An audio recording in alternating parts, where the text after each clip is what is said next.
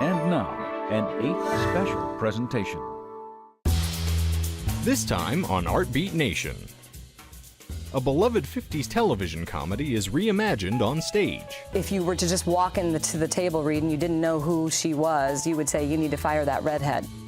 A community creates works of art using items from your pantry. It is taking something ordinary as it can and making it something extraordinary. See the mathematical beauty behind a hot air balloon ride. The other thing about fractals is that they're infinite. People are touched and moved and inspired because they've come face to face with infinity. And learn about a gem that has dazzled viewers since antiquity. Today we see great emerald jewels on the red carpet worn by Hollywood royalty. It's all ahead on this edition of Art Beat Nation.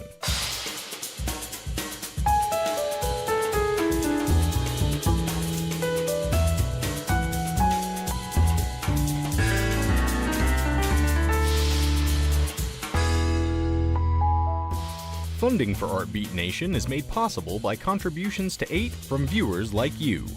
Thank you. Lucy Ricardo is the spirited dame Lucille Ball made instantly famous with her pioneering 1950s television show. Now in a new stage adaptation that's been selling out across the country, I Love Lucy, live on stage, gives audiences a glimpse into the behind-the-scenes life of this comedic icon. Reporter Jared Bowen sits down with the actress stepping into those daunting shoes and red wig. So Serena Irwin, you are Lucy. What is it? What did you have to do to get her mannerisms? I mean, she's so iconic for everything, for her delivery, for her voice, for the physical comedy. So how did you get it all into you? Well, step by step. You know, I came from knowing absolutely nothing, which may have been a benefit at the time. I was terrified by that. So it set me into a deep action, deep work. And we should explain, because you grew up in Massachusetts, but without a television set. That's right. But you came from artist parents, so we'll forgive you. Yes, thank you. I appreciate that. And then when I was out on my own, I just still, for some reason, didn't tune into the TV, and ultimately started working with Paula Stewart, who was a friend of Lucille Ball's, and they had worked on Wildcat together. And she said to me, Serena, you've got to check out I Love Lucy. You remind me of Lucille. And then shortly thereafter, I got the audition. And when I got the part, I tried to talk Rick Sparks, the director, out of giving me the part. I'm like, I don't know. I don't know about this. I don't think I know her well enough. Hire an impersonator. No, we don't want an impersonator. We want an actor that can capture her essence. In terms of the actual physical process, as you were studying her, I'm sure mannerisms presented themselves. So how did you decipher the comedic code she had? It's like Morse code. Her sense of timing is just impeccable, and I think it's such a difficult thing to actually get your fingers on in terms of that, because it really comes from an individual's heartbeat, like what I consider the heartbeat, the way everything courses through their body. And so her timing came out of that, and then of course watching Buster Keaton and working with him and working with all of the the vaudeville performers who had mastered that before her, and then taught her, and then of course she was dealing with her incredible instrument. For me, it's watching what she did, and then dealing with my new situation, which is I'm working with Bill Mendieta as Ricky Ricardo, and Joanna Daniels as Ethel, and Kevin Remington as Fred, and we all have to be in those moments. And that might be one thing that I take from Lucy Ricardo and watching her. We have this idea of her being kind of kooky and zany, but she's super grounded too. And so I try and just keep that in as I move forward.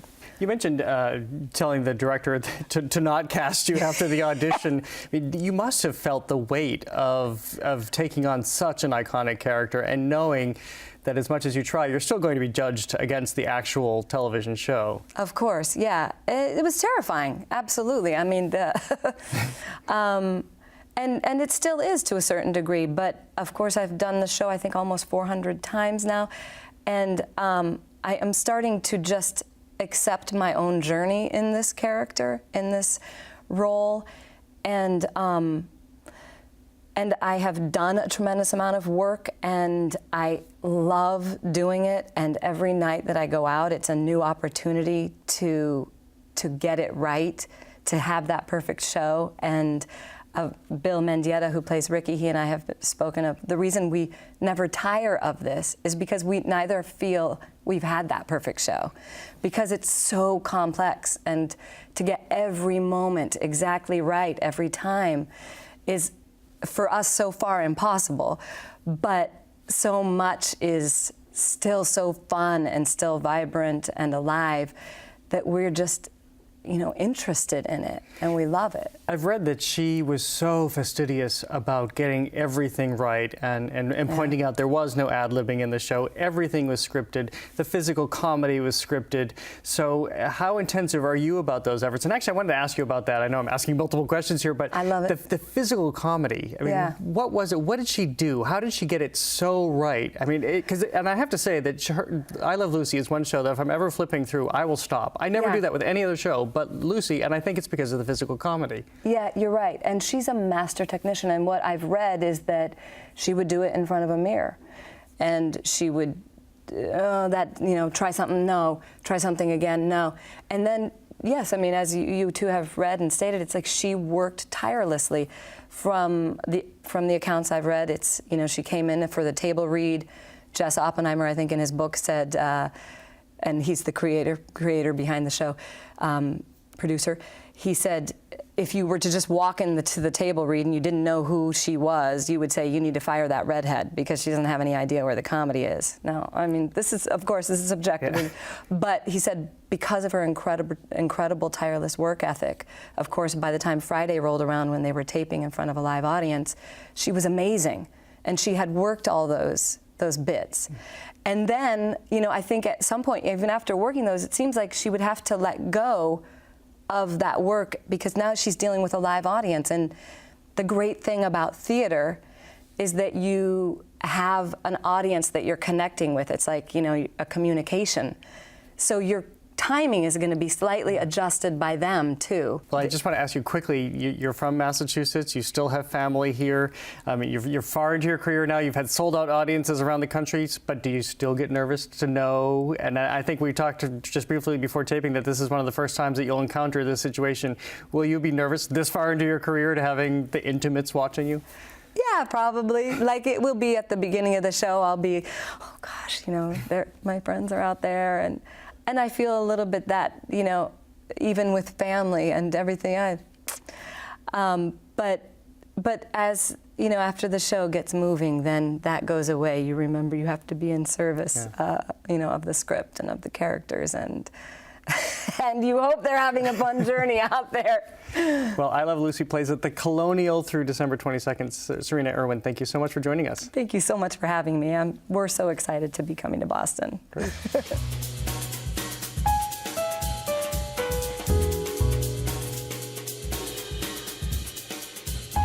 While many sculptures are made of stone, wood, or metal, one community in Central Florida is putting their own twist on the art of construction, or construction as they like to call it. Take a look.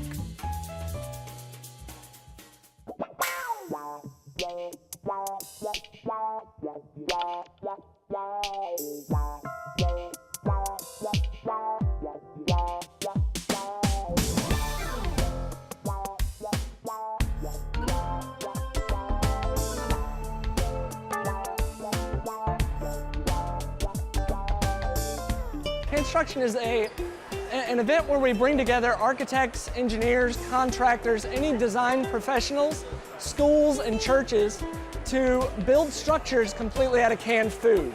All of the cans then stay up for a week. Once they come down, they get taken down and given to Second Harvest Food Bank as a donation. This is a very unique event.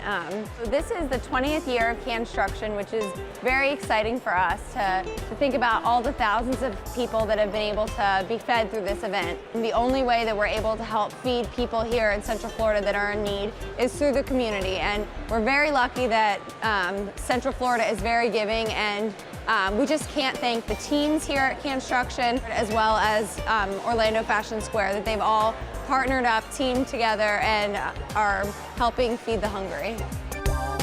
The theme this year was what makes Orlando magical. We did stuff the Orlando Magic mascot. The Orlando Magic is an integral part of what makes Orlando, Orlando, and the magic is that what we've done here is going to support hundreds of families throughout the local area. Truly a magical experience. We were trying to figure out what made Orlando magical, and the more we thought about it, the more we came back to laughter, good times, family times, enjoying things, and we went immediately to the Minions. That's made us laugh. We had a good time with it. But our theme goes a little bit deeper than that. Our Minions are actually 3 children, and these 3 children are building kids packs to give to other children in Central Florida. The theme is the Wizard of Oz, so what we've decided to do was build the Emerald City with the yellow brick road and the ruby red shoes to show the magic of Orlando. We have almost 3,000 cans. We've raised over $5,000. The theme for this year was Orlando Can Be Magical, and one of our teammates, John Russo, came up with the idea of Give Kids the World, because we feel that the magic lies in giving back to other people. So our structure is the Give Kids the World logo, and we're able to use their design and incorporate $2,000 extra money towards Give Kids the World, in addition to our 2,500 cans that we're going to be donating to Second Harvest Food Bank.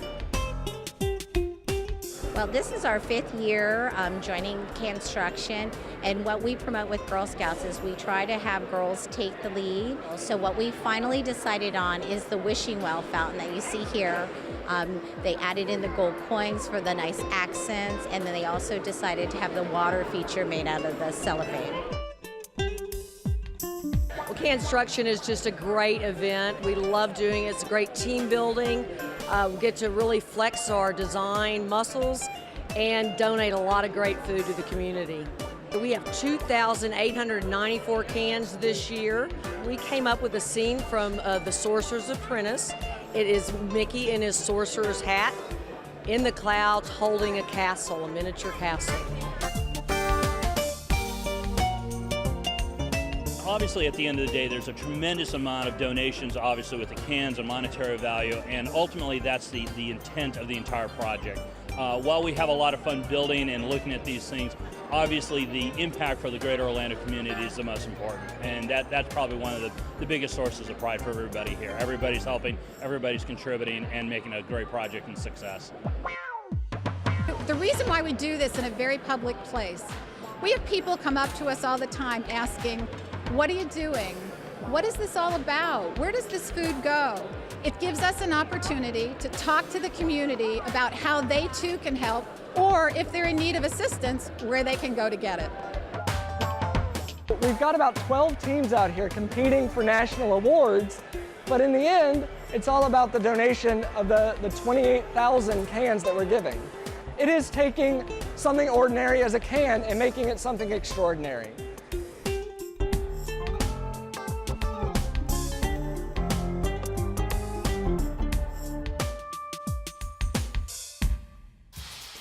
To learn more, visit constructionorlando.org.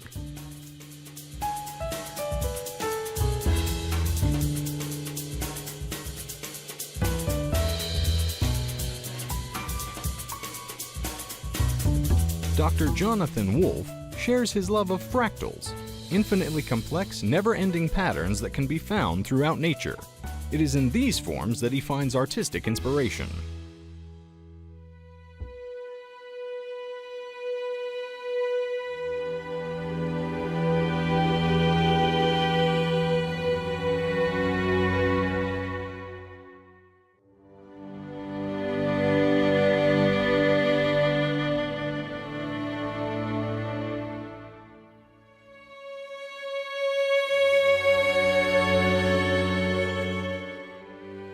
I've been in love with fractals for like half my life now. Since I was in high school, I discovered them way back.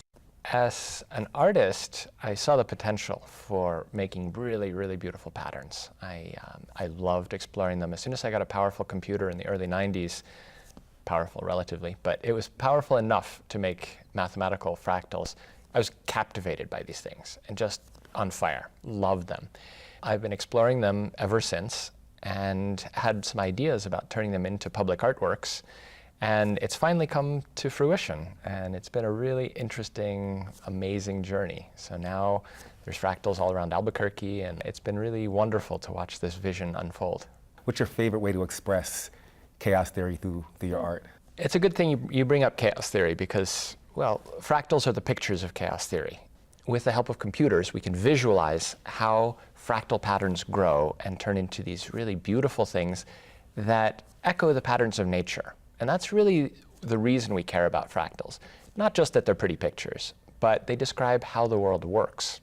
So I like to say that fractals are the language of nature. But to answer your question, what are my favorite ways? I love flying over the city of Albuquerque in a fractal balloon. That's an exercise in chaos theory, because fractals and chaos really came from studying the weather. And as a balloon pilot, I'm exploring the chaotic dynamics of the atmosphere. And so it's an applied science, it's an applied art form. You know, you can turn on the TV news and hear a weather forecast, and they'll tell you the winds will be blowing out of the west at 10 miles an hour, as if that were the truth. And it's not, and we all know that, right? They do their best they can to predict things. But if the wind really was blowing at 10 miles an hour, what would happen at an event like Balloon Fiesta is we'd have 700 balloons take off, and they would all fly in a clump. And an hour later, they would come out, they would land 10 miles to the east, right? That's what the wind did. And what that tells you is the atmosphere is actually doing this.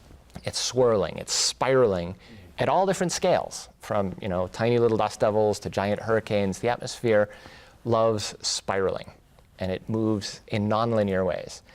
And it's hard to predict when you do things like that. But because these 700 balloons go all these different places, that tells you that if you know how to use the atmosphere, you can go any one of those different destinations. How does that spark creativity?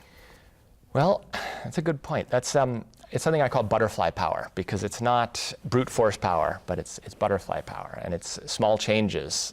How does that spark creativity? Well, knowing that the system is dynamic and that it's nonlinear and it's interconnected, okay? And because of our interconnectedness and because of our innate creativity, I can have an idea and I can share it and I can inspire other people, and they share that and inspire other people, and pretty soon it ripples out, and it in fact does transform the world.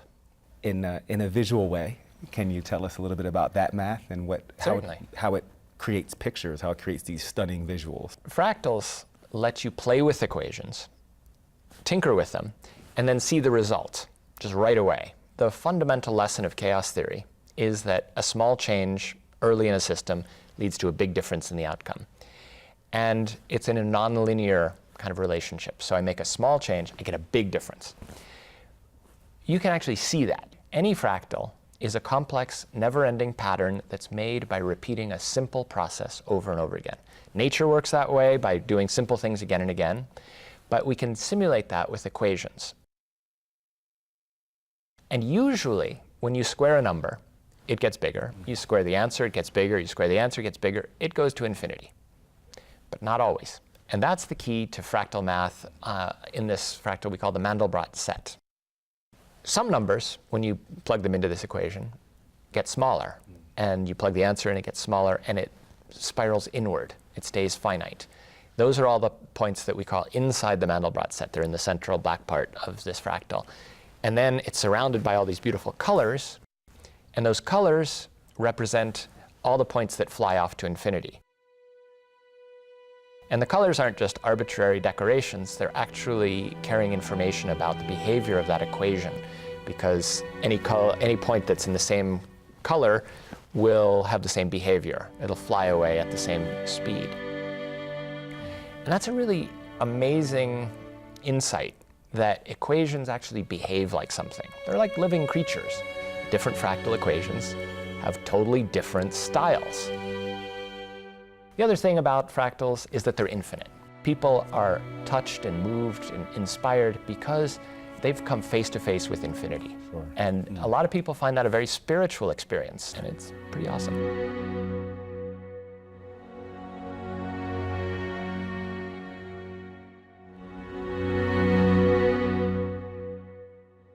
Why do you think that's critical, that as an artist, you kind of create these experiences for people? That's the role of the artist, right? Is to change how other people see the world.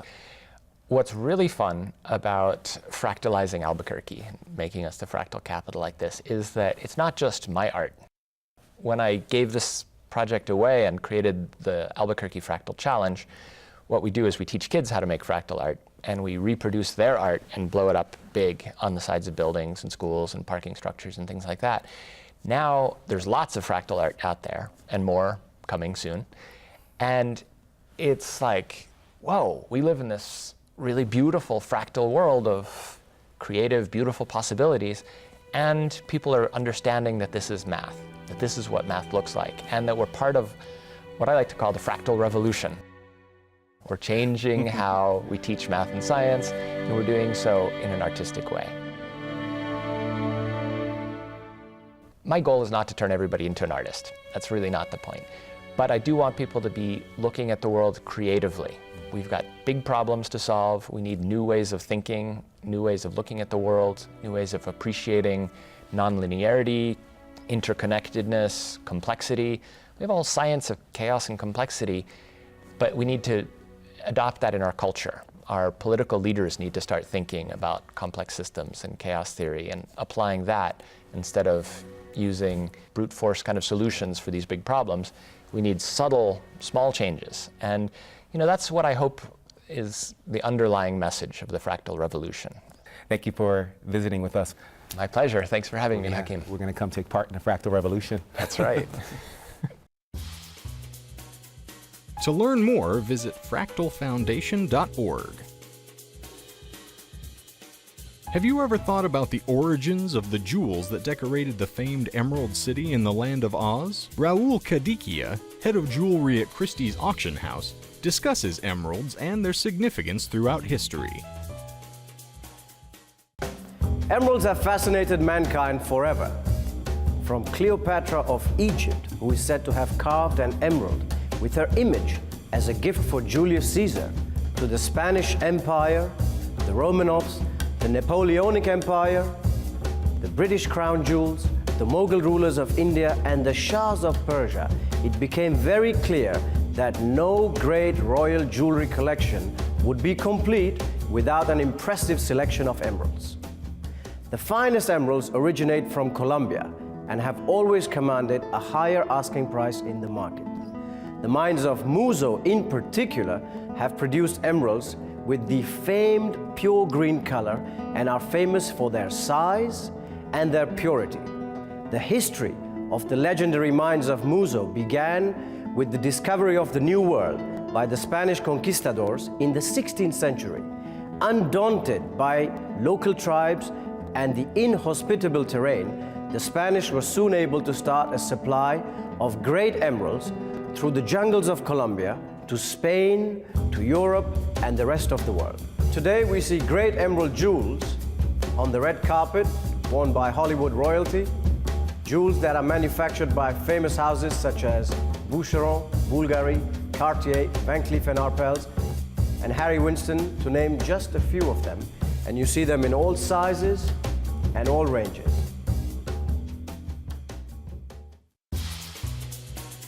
To learn more, visit Christie's.com. For more arts and culture, visit azpbs.org/artbeat, where you'll find feature videos and information on the Arizona art scene. Funding for Artbeat Nation was made possible by contributions to 8 from viewers like you. Thank you.